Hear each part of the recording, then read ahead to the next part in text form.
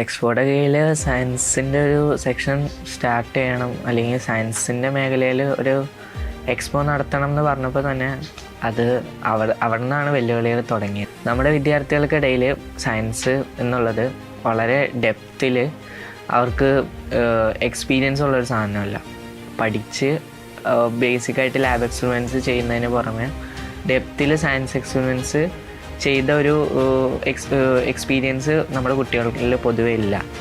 അപ്പോൾ ഈ ഒരു വിദ്യാർത്ഥികളെ വെച്ചിട്ടാണ് നമ്മളിത് ചെയ്യേണ്ടത് എന്നൊരു വെല്ലുവിളിയാണ് ആദ്യം വന്നത്. സയൻസ് ടീമിൽ വളരെ ചുരുക്കം ആൾക്കാർക്ക് സയൻസ് ഒരു പാഷനായിട്ടുള്ളൂ.